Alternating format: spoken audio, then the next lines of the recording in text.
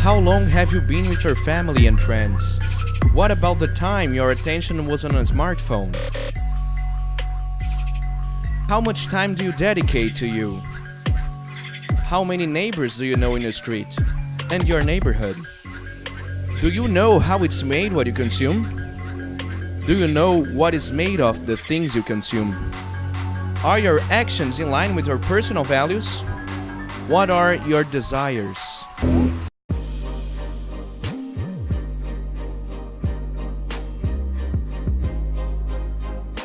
The dominant culture in industrialized countries does not value the relationship between people, doesn't appreciate the autonomy of individuals and groups, doesn't value justice, doesn't appreciate the social and environmental ethics, is a culture of power, control, oppression, isolation, and individualism.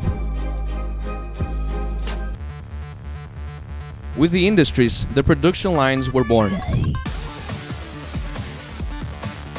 There, the worker lost his property on the result of your work. Before that, it was known how something was made from the beginning to the end. Knowing all the process, the raw materials and tools required to complete that product. On the production line, he was isolated in just one step, as someone who decides to press the same button again and again, having no more awareness of what he is producing or how really worth his job. The large-scale production of industries caused a glut of products on the market, and they had to be sold, whether required or not for the final consumer. Advertising and propaganda were essential in this process. It was necessary to tell people what they needed to buy.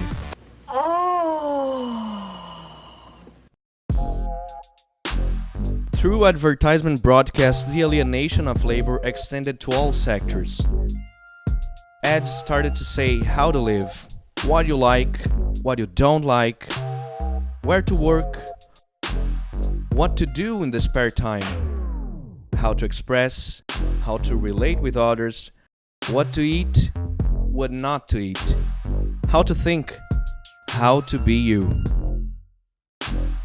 How much of this reflect the way society felt about the power of being and coexisting, based on the simple fact of being who you want?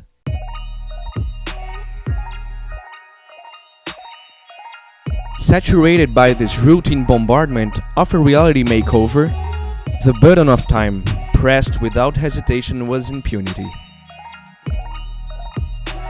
The results obtained by this clash of thoughts were important pieces to the growing wave of awareness and update common values, where the flag raised was translated into all languages as the respect for the self-affirmation of being.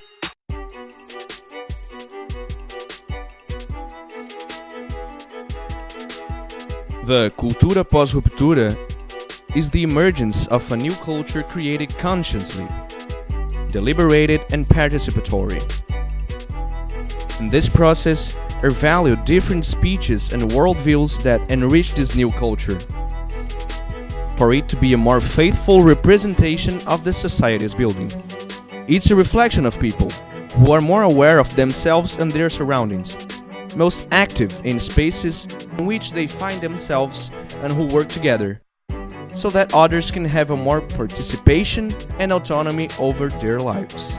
People who don't believe blindly in their values imposed by others and who are building their own destiny as people, as a culture, and as a society.